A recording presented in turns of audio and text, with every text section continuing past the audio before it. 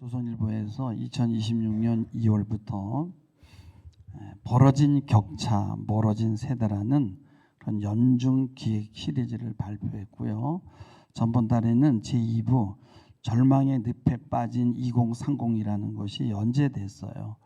청년들이 월세 비용이 높아져서 학자금을 대출 받아야 되고 또 생활비가 부담이 되기 때문에 어렵다는 거예요.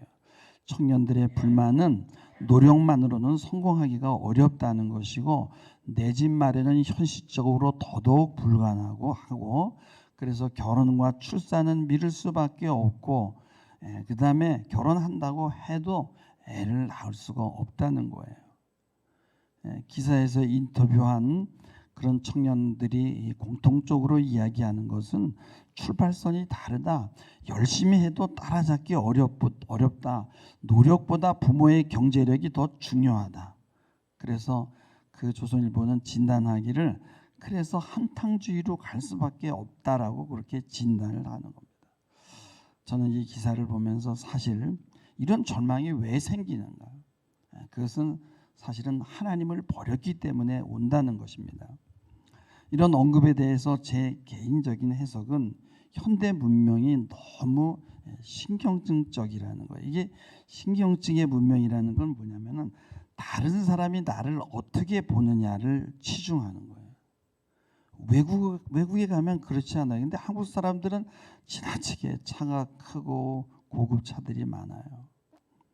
또 아파트 문화도 우리나라만큼 발달하는 곳이 없습니다. 너무 깔끔합니다. 사실 원래 인간은 그렇게 깔끔하지가 않거든요. 우리 인간에게는 동물적인 것이 있습니다. 동물을 넘어서는 건 뭡니까? 우리의 정신과 영적인 것이 있기 때문에 그런 거거든요. 이 문명화 가정이라는 그 책에 보면은 이 근대 문명을 발달시킨 과학을 발달시킨 그 유럽이 있잖아요. 그 중세 말기 때까지도요, 여러분요. 식사를 할 때 그냥 고기 같은 거, 뭐 오리, 돼지 같은 거 삶아놓고 식탁에 탁 넣고 원시인처럼 손으로 뜯어 먹었어요. 여러분 건축물의 뼈다귀를 보면 얼마나 흉측합니까? 근데 거기다가 인테리어를 하면 완전히 다른 건물이 되는 거예요. 그러니까 옷이 날개라는 말은 이런 것을 두고 하는 거예요. 여러분 그러나 한번 아파 보세요. 그 화려한 옷을 다 벗어야 됩니다. 죄수복 같은 옷을 입고 병원 침상에 누워 닝게를 꽂고 틀어 누워 있어야 되는 거예요. 우리는 자꾸 실제를 보려고 하지 않고 치장을 하려고 합니다. 신앙인들은 이 세상에 이런 문명을 보고 낙심하고 절망한다는 건 말이 안 되는 거예요. 우리나라의 이 화장실 문화가 전 세계 1위라고 하잖아요. 외국 사람들이 한국에 와서 고속도로 휴게 들어가서 깜짝 놀래요. 근대 문명을 발달시킨 유럽에 가보면요, 화장실이 엉망입니다. 깔끔하지도 않고 심지어 냄새가 나고 지저분한데요, 거기에다가 돈까지 받아요. 그들은 무슨 뭐 똥 싸고 오줌 싸는 곳에 뭐 왜 이렇게 돈을 투자해야 되냐고 생각을 하는 거죠. 남에게 보이는 것이 뭐가 그렇게 중요하냐는 그런 식입니다. 한국 사람들은 손님이 왔을 때 화장실을 보여주는 것을 접대라고 생각해요. 깔끔한 화장실. 이게 푸세식을 쓰던 한국 사람들이 언제부터 이렇게 됐는지 모르겠어요. 제가 한 2주 전에 화장실을 수리하고 리모델링하는 일을 했어요. 근데 그 기사와 이야기를 나누는데 자신이 갈아본 화장실 변기 중에 가장 비싼 것이 500만 원짜리였다는 거예요. 그래서 제가 물어봤어요. 거기 앉아서 뭐 일을 보면 일이 더 잘 봐집니까? 물었더니 에이, 똑같아요. 궁둥이에게 뭐 그렇게 대접한다고 다른 궁둥이가 되나요? 근데 그 문제는 이 깔끔함이 우리에게 어떤 다른 대가를 요구한다는 거예요. 이 외적인 치장을 유지하기 위해서 더 많은 돈을 벌어야 되고 더 분주히 움직여야 되는 거예요. 지금 우리는 조용한 것을 두려워하는 시대를 살아갑니다. 심지어 동해바다가 보이는 호텔에 가도 그냥 거기 가면 서울 시내를 옮겨놓은 것 같아요. 스마트폰은 하루 종일 알림을 보내고 뉴스는 끊임없이 불안을 자극하고 또 자동차가 우리의 마음을 편하게 하나요? 그 좋고 넓은 거리를 다르면서 걱정거리에 시달리면서 걱정의 거리를 달리는 거예요. 또 이 좋은 차를 여러분 주차장에만 세워둘 수 없잖아요. 휴일이 되면은 강박적으로 자동차를 끌고 밖으로 나가야 됩니다. 여러분 언제 하나님을 만날 수 있겠어요? 많은 사람들은 무언가 분주히 움직여야 미래가 보장될 것처럼 살아갑니다. 그래서 하나님과 조용히 대화할 시간이 없어요. 말씀을 묵상할 시간이 없습니다. 하나님은 오늘 다윗을 통해서 이렇게 말씀해요. 나의 영혼아 잠잠히 하나님만 바라라. 이 시대의 문명은 우리가 잠잠히 하나님을 바라볼 수 없게 만드는 거예요. 눈에는 너무 보이는 것이 많고 들리는 소리도 많아요. 이 시대의 문명은 모든 것들이 과하고 넘쳐요. 그래서 현대인들은 내면을 들여다보지 못하고 보이는 것에 기준을 맞추게 되고 그래서 낙심할 수밖에 없게 되는 거예요. 여러분 위대한 사람들, 특별한 사람들은요 다른 사람들이 보지 못하는 걸 보는 사람들이잖아요. 여러분 분주히 움직여서는요 보이지 않는 것을 볼 수가 없어요. 그래서 믿음은 바쁘게 움직이는 것이 아니라 하나님에게 시선을 고정하는 것인데 이건 뭐예요? 보이지 않는 그분과 대화하고 그분을 만나기 위한 것이거든요. 근데 우리 이 시대의 현대 문명으로는요 하나님을 만난다는 게 쉬운 일이 아닙니다. 여러분 사람은 좋은 것만 먹고 좋은 대접만 받고 좋은 문명 속에서 살게 되면은 귀족이 된다고 생각합니다. 근데요 이러한 삶은 몸과 정신의 이 면역 체계를 건설하지 못해요. 1790년에 영국의 에드워드 제너가 우두에 걸린 우유짜는 여성은요 천연두에 걸리지 않는 것을 본 거예요. 남들이 보지 못하는 것을 봤어요. 이분은 그 이 소액에서만 오는 우두에 감염된 사람의 고름을 짜가지고 백신을 만들어서 이걸 약한 형태의 이 병을 사람들에게 주사를 놔서 먼저 경험하게 해서 면역 체계를 만들어 줬어요. 걸으면 살고 누우면 죽는다는 책을 쓴 화타 김영길 선생님하고 종종 통화를 합니다. 이분이 건강 비법으로 저에게 그래요. 아침에 일어나면 바로 양치지 하지 말고 세균이 가득한 그 짐을 삼키라는 거예요. 그래서 옛날에는 그 침을 옥천이라고 했다는 거예요. 옥천이라는 건 뭐냐? 구슬옥의 샘에서 나오는 보물이라는 거예요. 그래서 입에서 나오는 세균을 삼키라는 거예요. 그래서 이거를 옛날 사람들은 체중선약이라고 불렀대요. 그래서 우리 몸에서 나오는 신선한 보약이라는 거예요. 이게 뭐냐면 우리 몸에서 나오는 천연 항생제가 이 침이라는 거예요. 그래서 옛날에는 이 침으로 볼거리를 치료하고 상처를 치료했다는 거예요. 우리 인체에서 나오는 이 천연 항생제 이거를 우리 몸에 넣어서 면역을 키운다는 거예요. 이건 뭐예요? 균에 대한 맷집을 키우는 거예요. 중요한 것은 맷집이거든요. 너무 깨끗하고 깔끔한 것보다 좀 적당히 지저분한 게 좋다는 거예요. 근데 우리는 너무나 깨끗한 것을 좋아하니까 사실은 백신을 다 버리는 거예요. 근데 하나님은 이걸 아시고 우리에게 육체적, 정신적, 영적인 백신을 주사하는 것입니다. 여러분 육적인 백신은요 우리가 낮은 곳에서 적당히 지저분한 곳에서 좀 고난에 뒹굴게 할 때 생기게 되는 거예요. 여러분 요셉이 13년 동안 연단을 받았지만 그가 감옥에 엄청 오래 있었어요. 뭐 감옥에 나왔을 때도 종이었습니다. 뭐 종이 뭐 얼마나 좋은 집에서 잤겠어요. 그냥 구석방에서 그렇게 대충 동굴 같은 곳에서 잤을 거고요. 다윗도 여러분요 골리앗을 물리친 이후로요 여러분 13년 연단 받았는데 그냥 맨날 뭐 동굴 같은 곳에 자고 쫓겨다니고 그러면서 그도 맷집을 키운 거예요. 여러분 정신적인 맷집을 이야기하는 사람이 있어요. 스페인의 오르테가라는 철학자인데 1950년대에 대중의 봉기, 대중의 반역이라는 이런 말로 번역이 되어 있는데 그분이 그 책에서 그래요. 현대 시대의 문제는 대중이 많아졌기 때문이 아니라 대중적 인간이 사회를 지배하는 것이 문제라고 이야기를 합니다. 현대인들은요 귀족이 돈이 많은 사람, 높은 지위에 있는 사람, 좋은 자동차, 비싼 아파트에 사는 사람이라고 생각하는데 오르테가는 전혀 다르게 얘기하는 거예요. 그는 귀족을 자기 자신에게 더 높은 기준을 요구하는 사람.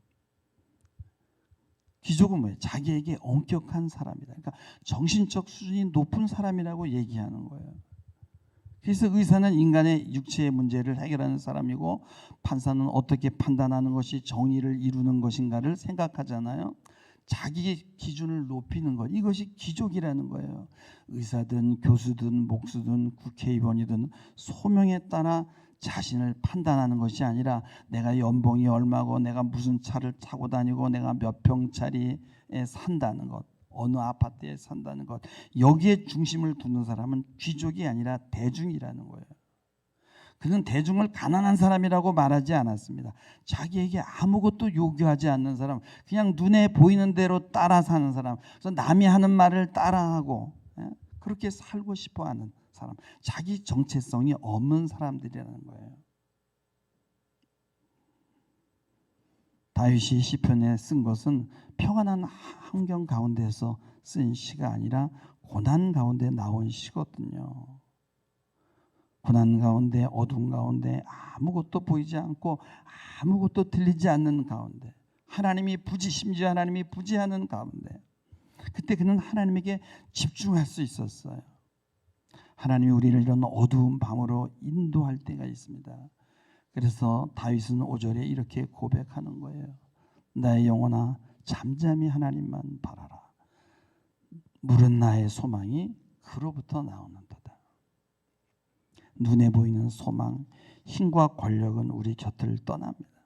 그러므로 변하는 곳에 소망을 두면 흔들릴 수밖에 없는 거예요. 다윗은 나의 소망이 오직 하나님께로부터만 나온다고 고백합니다. 소망은 상황에서 나오는 게 아니라 하나님에게서 나온다. 성도는 상황을 보고 희망을 걷는 것이 아니라 하나님을 보고 희망을 가져야 된다는 거예요. 믿음은 하나님께서 현실보다 크시다는 것을 신뢰하는 거거든요. 다윗은 고난 가운데 하나님은 흔들리지 않는 반석이라고 고백합니다. 6절 7절에 보면은 다윗은 하나님을 네 가지로 부르거든요. 오직 그만이 나의 반석이요 구원이요 요새라는 거예요. 또 내 힘의 반석과 피난처라고 말씀합니다. 하나님은 변하지 않는 반석과 같은 기초인데, 여러분 요새는 적이 침범할 수 없는 안전한 성이잖아요. 피난처는 폭풍 가운데 숨을 수 있는 곳입니다. 다윗은 하나님이 이런 분이기 때문에 자신은 흔들리지 않는다고 말하는 거예요. 중요한 것은 다윗이 강해서 흔들리지 않는 것이 아니라 하나님이 반석이기 때문에 자신이 흔들리지 않는다는 거예요. 그래서 믿음이라는 건 내 믿음의 크기에 달린 것이 아니라 내가 믿고 있는 믿음의 대상이 누구인가에 달려 있는 거예요. 8절은 이렇게 말씀합니다. 백성들아 시시로 그를 의지하고 그 앞에 마음을 토하라. 하나님은 우리의 피난처시다. 이 말은요, 하나님께 피해 기도할 수 있는 자만이 평안을 얻는다는 거예요. 하나님은 기쁨도 슬픔도 두려움도 억울함도 실패도 모두 그것을 하나님 앞에 토할 때, 쏟아 놓을 때 들으신다는 거예요. 기도는 하나님 앞에 나의 정보를 알려드리는 시간이 아니라 하나님께 나의 마음을 맡기는 시간이에요. 그래서 기도하고 나면 환경은 변하지 않는데 마음이 달라지는 거예요. 문제가 해결되어 평안한 것이 아니라 하나님에게 맡겼기 때문에. 참된 믿음은 모든 문제를 해결하는 능력이 아니라 모든 문제를 하나님 앞에 맡기는 거예요. 우리는 우리의 문제를 경제나 사회 문제로 접근하면 답이 없어요. 이것이 영적인 문제와 연결이 돼야 되거든요. 외부 환경을 보고 낙심하거나 절망한다는 건요, 그건 신앙을 체크해야 되는 거예요. 다시 한번 말씀드리지만 우리 시대의 가장 큰 문제는 뭐예요? 들리는 소리가 너무 많고 눈에 보이는 것이 너무 많아요. 바라보는 대상이 너무 많아요. 돈을 바라보고 세상을 바라보고 뉴스를 바라보고 자신의 형편을 바라보니까 에너지가 분산되는 거예요. 그 자신의 정신적이고 영적인 것은 소외시키고 외적인 기준만 자꾸 높이려고 하는, 이게 바로 신경적 문명의 특징이라는 거예요. 그래서 에너지를 집중시킬 수가 없어서 분산되니까 항상 지쳐 있어. 위로받을 것이 없는 거예요. 다윗은 힘들고 어려울 때 단 한 분 하나님만 바라본 거예요. 왜요? 에너지를 모으기 위해서. 우리도 어떻게 하면 이런 신앙을 배울 수 있겠습니까? 고난 가운데 이렇게 되는 거예요.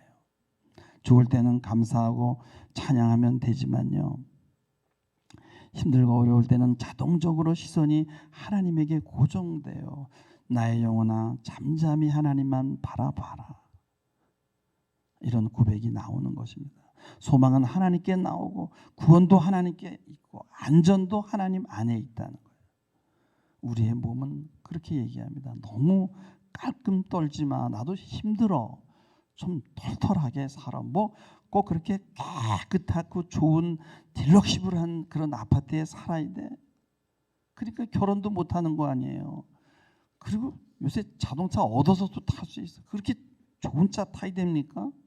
그러니까 힘든 거예요. 비교하니까.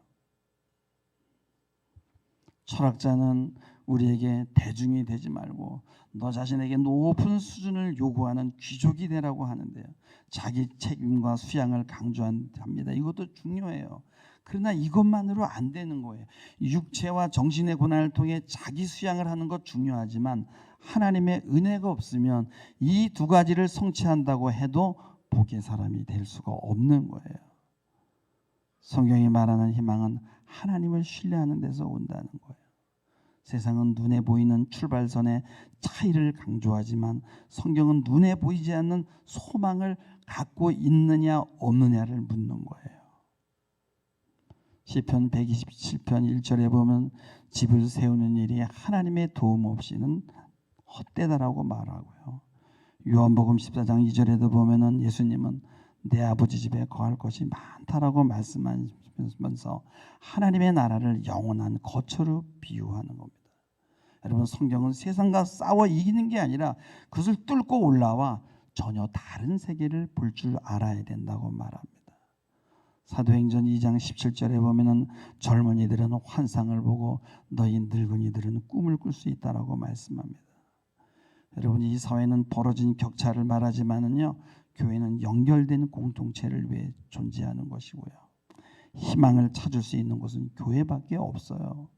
세상은 경쟁을 통해서 살아남으라고 말하지만 희망은 사랑을 경험하는 공동체 안에서 자라나는 거예요. 그리고 그 공동체를 하나님은 교회라고 부르는 것입니다.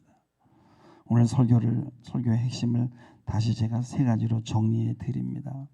현대 문명은요, 우리를 약하게 한다는 거예요. 비교와 경쟁이 일상이 되었잖아요.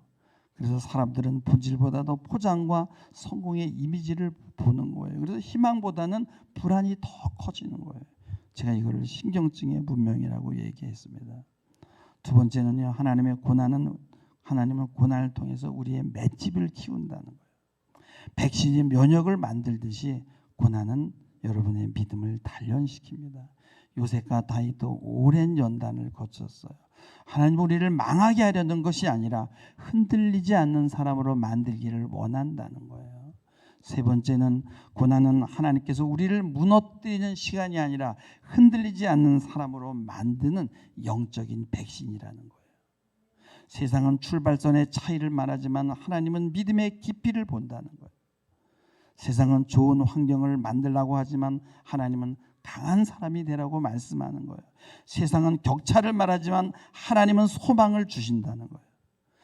그렇기 때문에 성도는 환경을 원망하는 것이 아니라 고난 속에서도 하나님을 바라며 믿음의 맷집을 키우는 사람이 되어야 되는 거예요.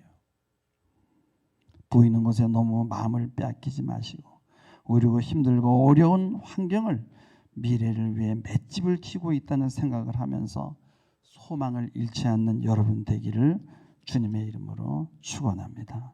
기도하시겠습니다. 주님, 눈에 보이는 세상의 마음을 빼앗기지 않고 어떤 환경에서도 잠잠히 하나님만 바라보는 그런 믿음을 허락하여 주옵소서. 고난과 연단의 시간을 통해 믿음의 맷집을 키우게 하시고 흔들리지 않는 소망과 담대한 신앙으로 살아가게 하옵소서. 우리의 반석과 피난처 되시는 우리 구주 예수 그리스도의 이름으로 기도 올리옵나이다. 아멘.